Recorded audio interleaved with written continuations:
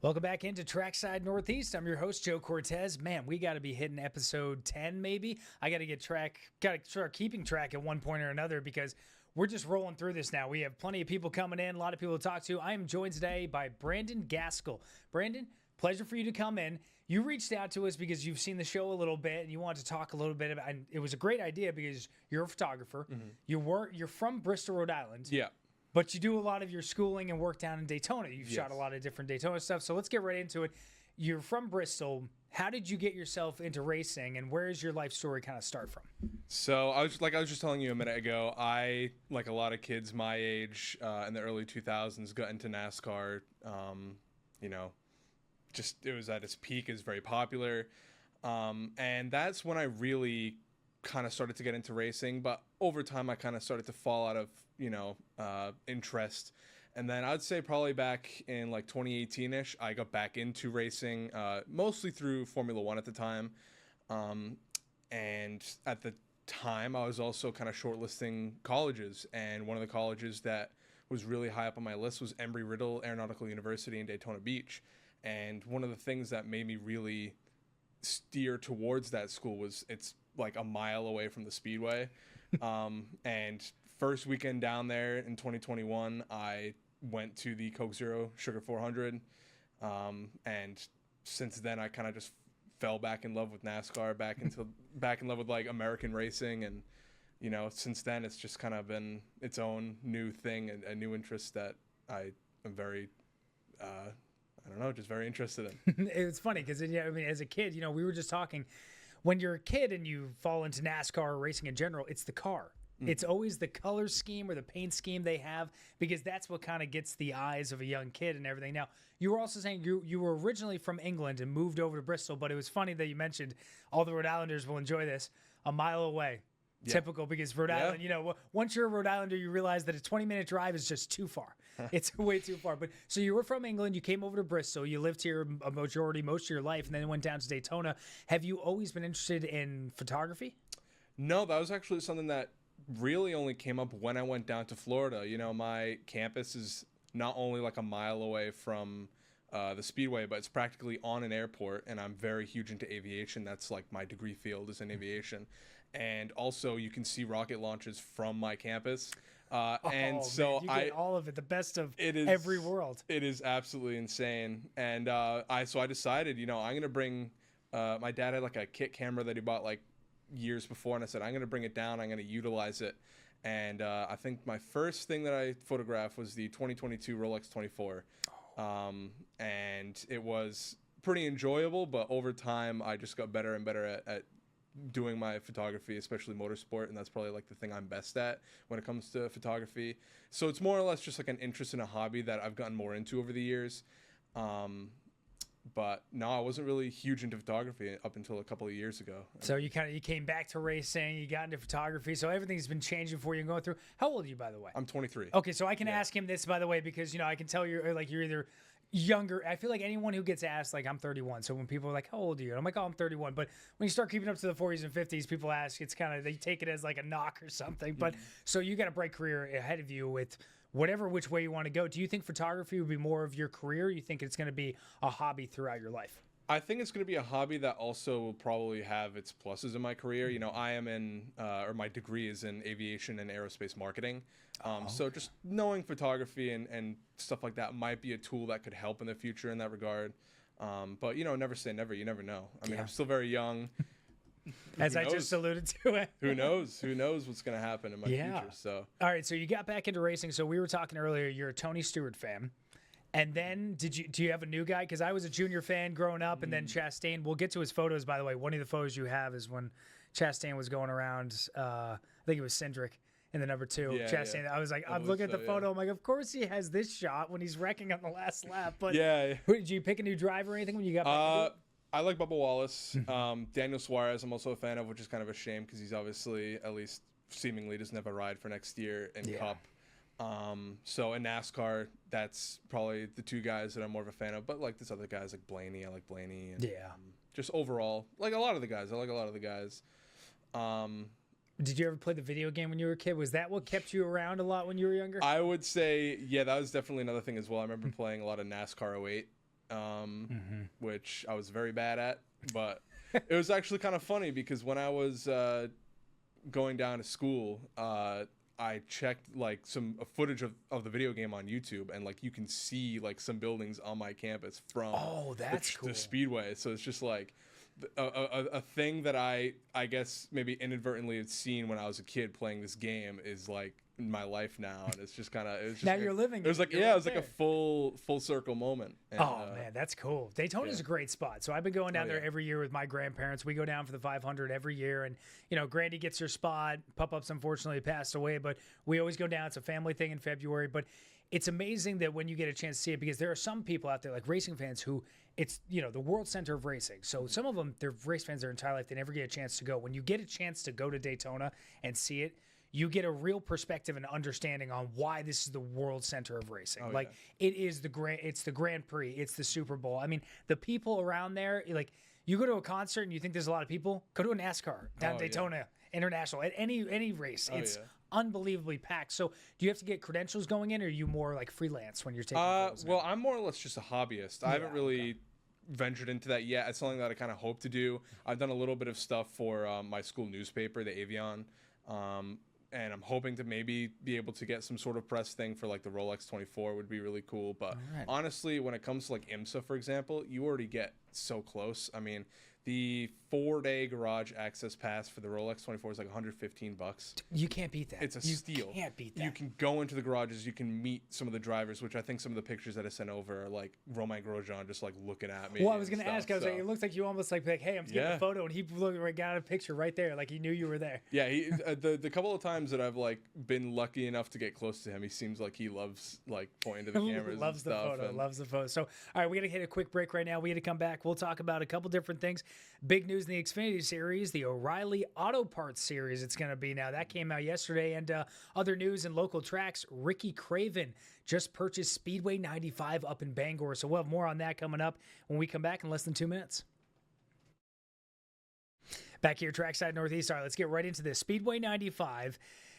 So Del Merritt, he's the longtime owner up there. He's been doing it for 57 years, but he has just sold it to Ricky Craven, which is huge because Ricky Craven, he's a Mainer, Northeast racer, racing the Cup Series all the way through. But, it's good to see the short, small tracks around here and little tracks in Northeast. Like, they're getting that national attention now. And, Ricky Craven going in. Now, Del, he's not going to be leaving, I don't think. I was reading an article on an old station I used to work with up there. He's not going to be leaving, but he's going to be sticking around. But Craven coming in, that's just going to build up other opportunities for short tracks around. I was meaning to ask you, have you been able to visit any of the short tracks with the wheel modified, Seekonk, Westboro, Thompson, or anything throughout your career yet? I haven't been to Seekonk Speedway in quite a while. It was something I was planning to do this summer, and it just didn't end up happening because I think the modified race I was thinking about going to, and then it just like passed, and I just wasn't able to. It happens quick. Every weekend there's something going on there. I mean, they got Monster Trucks weekend. They got other events every week. There's always something going on over there. Oh yeah, absolutely. I mean, I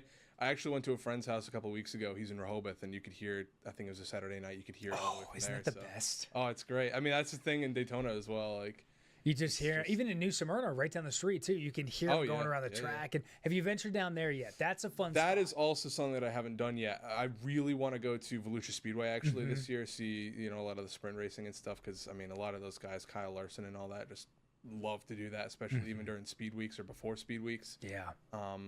That's definitely something I really want to check out because I've never been to a dirt race. So yeah, it'll be cool. So, so what out of all the series that you're interested in motorsports, which ones have you shot in photography, and what's the most difficult? I mean, you're looking at an object going 200 miles per hour around. It's pretty difficult if anyone's used a camera or a videotape, but that's hard to capture. So walk me through that process of when you started, what you've learned over time throughout the different series, and what you've done with your photography. I keep calling it a career because now I'm going to push you into becoming a professional photographer, but your hobby being a photographer.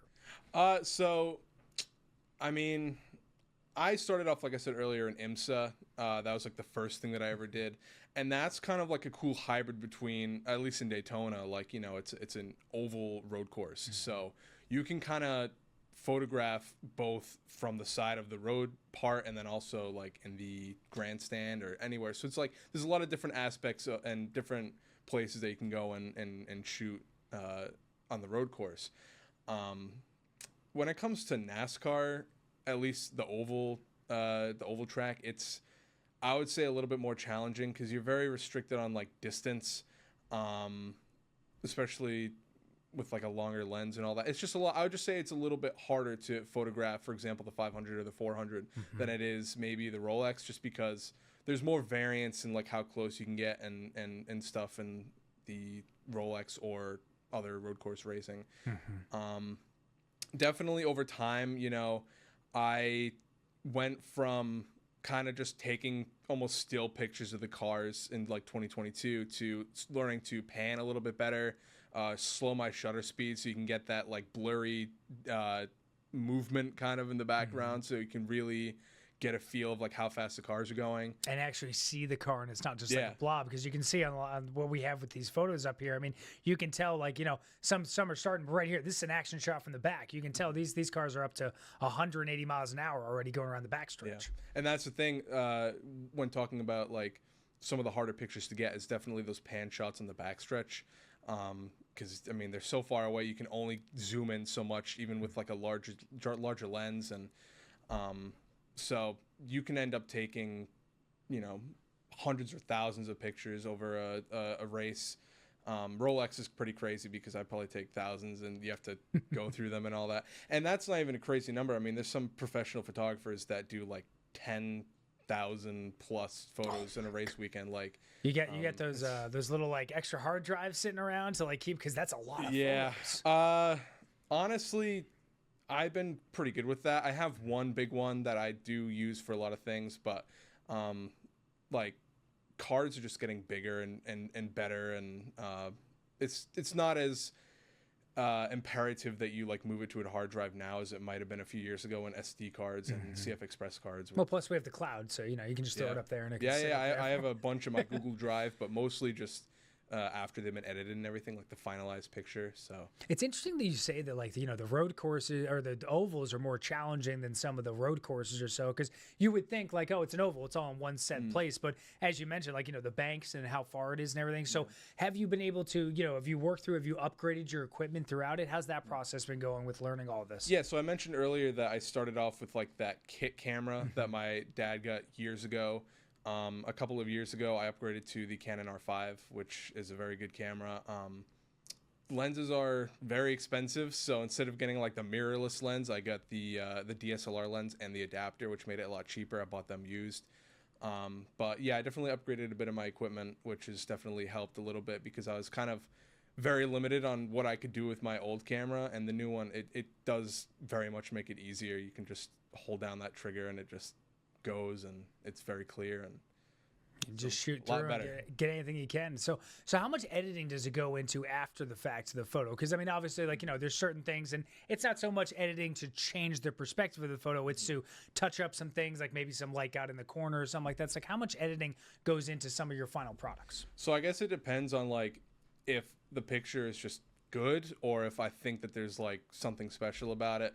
So for example, one of my pictures is from the Rolex 24. It's a Ferrari, and I kind of just made that one like a bit crazy. I kind of like went like a little artistic with it, put some crazy filters on it.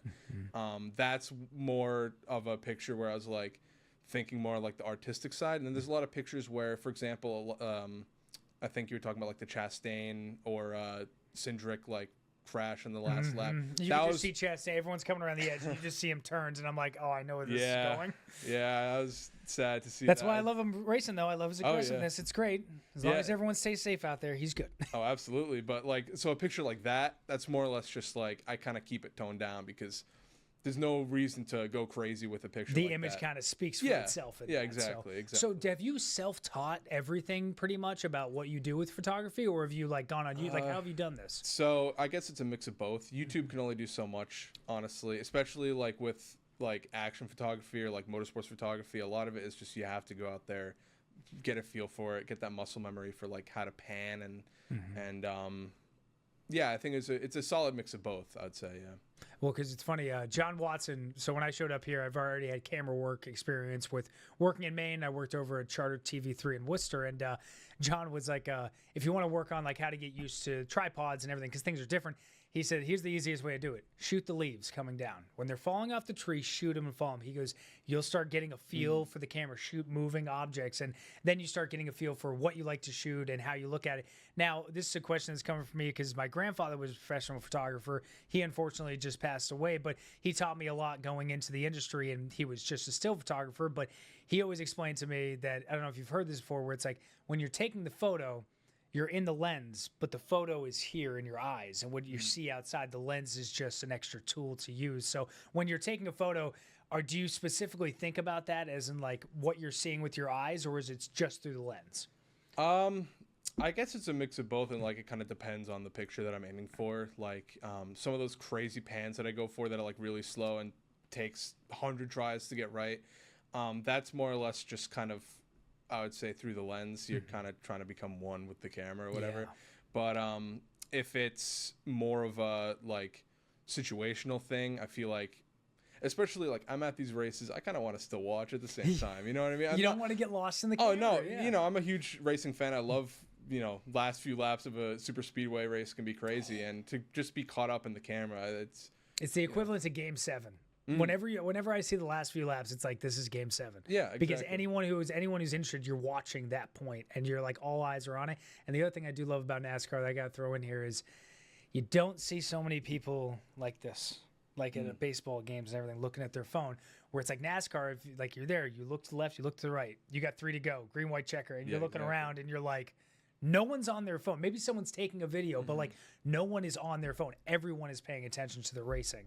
But I mean, it's one of those things where you have to, in order to see it, you got to experience it. You got to go out and enjoy it and everything. But throughout your time and going through the process of finding this as a hobby and, you know, putting it with your love of NASCAR and what you've gone through, we're going to talk a little bit more about the sport itself. How much did it change by the time you got back into it in 2018?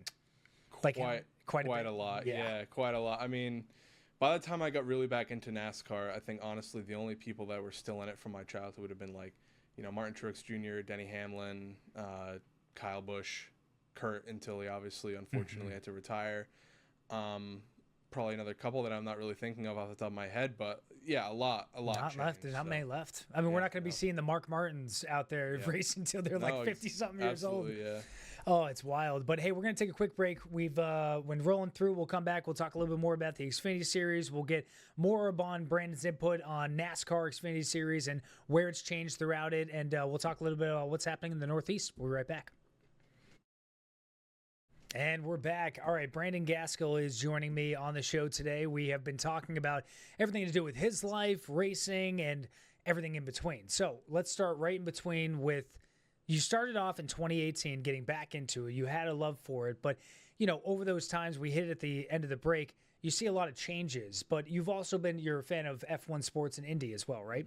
So when you're looking at all the different series, are there specific things that stand out to you, whether it's at the local level, the national level, that really like change your perspective on how racing is when you look at it? Because I mean, F1, Indy, NASCAR, they're all the same thing. They're all racing, but there's different like ins to them. Well, I would say like I got back into motorsport with F1, and the thing about F1 is the competitiveness is only to a T, you know. It's definitely better this year. 2021 was pretty good between obviously Max and Lewis, but I mean, you watch a racing series like IndyCar, I think they had like 2021, 2022, just crazy amount of different winners. This year was a bit different because Alex Palou is on another level. But definitely like that competitiveness and kind of, you know, more of a flat playing field, and every weekend is a different challenge for these drivers. That some of them are better at some tracks like SVG. Shane Van Gisbergen is incredible at road courses. He is. May not be as great on ovals yet, but having that difference in schedule kind of adds a different competitiveness to the racing series in America, where each weekend can be a little bit more of a toss-up, and it's kind of interesting in that regard. And that's why we love it. It's like, you know, college football. People love college football for the sole reason of any given Saturday. On Sunday in the NFL, you can lose one and come back and win the next 3. Saturday, you lose one, there's a chance you're missing the playoffs, you know? So let's talk a little bit about the NASCAR playoff series and the format in which it goes through. So me and Mike Krabari, one of our guys working here at Channel 12, we've had a lot of discussions over this on we're coming into this year where you're only going to see maybe 3 guys make it on points, if that, you know, maybe we get a couple more winners before the end of the year. What's your view on the playoff format and how it's kind of put together? Because I was hoping I'd be asked this. I hate it. Really? Okay. I hate the playoff system. I think that it. And this is coming from somebody who was a NASCAR fan who came back into it in 2018. So, like, you know, I think that it's kind of corny in some ways. It just kind of makes the sport seem even less serious than a lot of people already may think it is. Especially up here, there's a lot of stereotypes about, you know, racing in America, and I think that the playoffs kind of just adds to that. I understand the appeal of it. I do. You know, 2022 Martinsville with the Chastain wall ride. I mean, you're not going to get a moment like that with a crazy championship or normal championship format, most likely. And they did ban that move, by the way. Yeah, I mean, Bell tried it last year, it didn't work out. No, but I think a season-long championship, I mean, especially with how tight the field is this year, is just overall more entertaining, I think, for the sport. At the same time, I think that maybe the points layout would have to be a little bit different. I mean, the fact that up until recently, I think, you know, Chase Elliott had top 20s for like nearly every single race, but hadn't won, and he was still like top of the points. There's some definitely like work to be done there, but I still think the playoff system's not great. And I think Indy's system is pretty good, IndyCar. I'm not too familiar with the IndyCar point system. I do watch Indy a little bit, but I'm not too familiar. How is it compared to the NASCAR, the way they do it with the playoffs? I would say it's a little bit. It's a lot more similar to F1. It's just like a season-long points championship. Okay. I think they still do. I'm not sure if they still do, but at least they might still do double points for the Indy 500, which I think is a little bit silly. Yeah, that seems like maybe a 1.5, but double. That's like you're getting 2 in one race, and so you only have so many races on the schedule. You know? Yeah, but overall, I mean, I think there's nothing better than, like you mentioned, Game 7 earlier. I understand that that's like what NASCAR is trying to do with the playoff system, but Game 7 is a lot better when it's kind of been a season-long thing, other than just like it's the last weekend of the race of the season, you know what I mean? So exactly. All right, so let's talk about the Xfinity Series a little bit. It's going to be known as the O'Reilly Auto Parts Series next year, starting in 2026. And you know, this is big news. That means, you know, they're making a change. I believe Xfinity was with them for, I don't know, 11 years, I think it was. They had 11-year tenure. But it's funny because a lot of people were like, oh, that's awesome. But I was like, O'Reilly Auto Parts it's a known name around the racing industry, like we were saying with Home Depot and Tony Stewart, and then going to Joey Logano and switching up. But, you know, the Xfinity Series, I'm loving what they're doing this year because you're seeing that young talent prosper very fast. Oh, yeah. Do you get a chance to watch the Xfinity a lot? Absolutely. Connor Zilic is he's gonna. I'm sorry, phenom. Ross. Connor made because when he got with Junior, I was like, I started watching some of his races before he got. I was like, oh, this kid can race, and he's got all the tools. That's a kid who, like, for a couple of years you've kind of heard of him, and last year winning his first Xfinity race at Watkins Glen, I watched that. That was insane, and. He's a kid that, I mean, listen, I mentioned earlier about being a Daniel Suarez fan, but if I was Justin Marks, I would have done the same thing. He is the future of NASCAR and stock racing, and he's just incredible. I mean, some of the stuff that you've seen from him this season, he just broke his collarbone, but I feel like he's going to come back and win the next race. He's just one of those. He's 19. Like, he's one of those guys. It's like, how many times did you get hurt when you were a kid? Like, you know, because you got to grow up and, you know, and everything like that. But I can't imagine the success he's had and everything. So before we go, though, I want to bring up you have an Instagram handle that I think we were able to put in here. So any other social media platforms where people can find your photography and any other motorsports events coming up that you're going to look to photograph? So my Instagram for my photography is Gaskell Photo. Definitely want to try and venture more into some other things like, you know, Twitter or X or some other social medias. But when it comes to racing that I'm trying to photograph in the future, I'm going to be down in Daytona this weekend for the Xfinity race on the Friday, and then on the Saturday, the Coke Zero Sugar 400. Anything that's going on in Daytona or in the area, I'm going to try and photograph. So I think there's the historic sports car race, the historic 24 hours. I might try and go do that. Awesome. And like I mentioned earlier, going to Volusia Speedway in February time would be very interesting. Never done that before. So. Oh, that would be fun. So you got a lot going on. Hey, I appreciate you coming in, Brandon. It's been a blast.